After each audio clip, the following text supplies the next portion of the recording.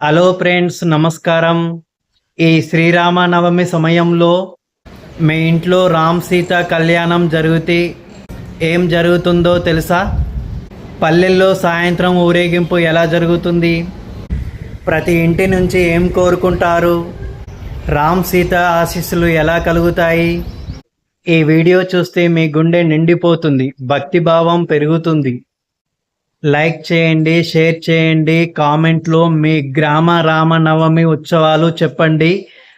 ఇంకా చూడండి, రామ్ సీతా కళ్యాణం తెలుగు సాంప్రదాయాలు. శ్రీరామనవమి ఎలా ఉండాలి అంటే, తెలుగు సాంప్రదాయాల్లో రామ్ సీత కళ్యాణం ముందుగా జరుగుతుంది. ఆలయంలో ఉత్సవమూర్తులకు కన్యాదానం, మంగళసూత్ర ధారణ, తలంబ్రాలు, భక్తులు పూలు, కొబ్బరి, పండ్లు సమర్పిస్తారు. తెలుగు ఇండ్లల్లో పచ్చి చలిమిడి, వడపప్పు, బెల్లం, పానకం ప్రసాదంగా సిద్ధం చేస్తారు. పానకం, బెల్లం, నిమ్మరసం, మిరియాలు, యాలకులు, శొంఠి కలిపి చల్లగా తయారు చేస్తారు. వడపప్పు, పెసరపప్పు నానబెట్టి కొత్తిమీర, కొబ్బరి, ఉప్పు వేసి సర్వ్ చేస్తారు. ఇది కేవలం పండుగ కాదు, ధర్మం, భక్తి, ఆదర్శ దాంపత్యం చూపించే మహాకళ్యాణం. జై శ్రీరామ్. చూపించే మహాకళ్యాణం.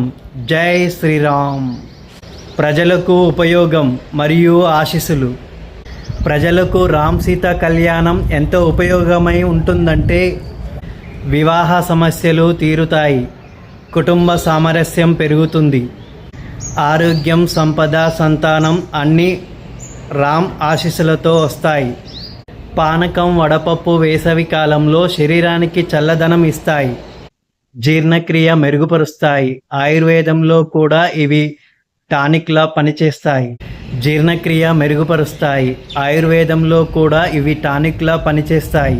రాముడు ధర్మం, సీత భక్తి, వీరి కలయిక ఇంట్లో అశుభాలు తొలగి శుభాలు కురిపిస్తాయి. రాముడి ధర్మం, సీతా భక్తి, వీరి కలయిక ఇంట్లో అశుభాలు తొలగి శుభాలు కురిపిస్తాయి.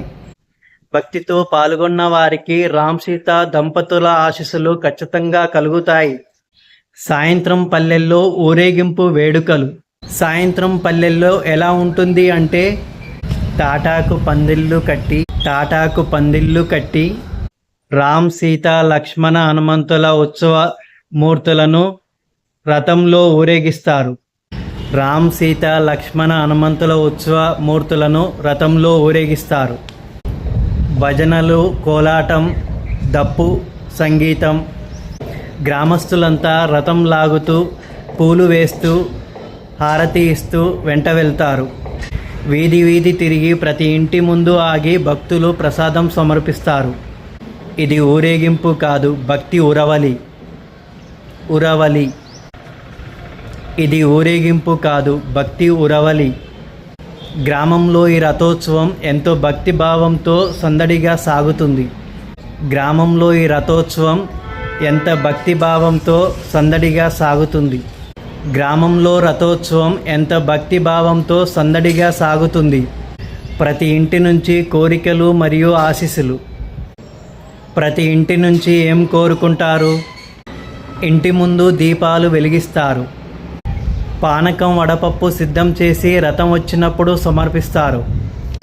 కుటుంబ సుఖం, పిల్లలు మంచి చదువులు, వ్యాపారం వృద్ధి, వివాహం జరగాలని, ఆరోగ్యం, సంపద అన్నీ కోరుకుంటారు. రామ్ సీత ఆశీస్సులు కలగడం ఎలా అంటే, భక్తితో చూసిన వారికి, పాల్గొన్న వారికి, ప్రసాదం స్వీకరించిన వారికి. రామ్ ధర్మం, సీతా పవిత్రత, ఇంట్లో శాంతి, సంతోషం, ఐశ్వర్యం కలుగుతాయి. జై శ్రీరామ్. సీతారాం ఆశీర్వదించాలి అని ప్రార్థిస్తారు. కాబట్టి ఈ రామనవమి మీ ఇంట్లో కూడా సీతారామ కళ్యాణం భావంతో జరపండి. పానకం, వడపప్పు తయారు చేసి భక్తితో సమర్పించండి. ఈ వీడియో నచ్చితే లైక్ చేయండి, కామెంట్లో జై శ్రీరామ్ అని రాయండి. మీ స్నేహితులకు షేర్ చేయండి. జై శ్రీరామ్, జై సీతారాం. శ్రీరామనవమి శుభాకాంక్షలు.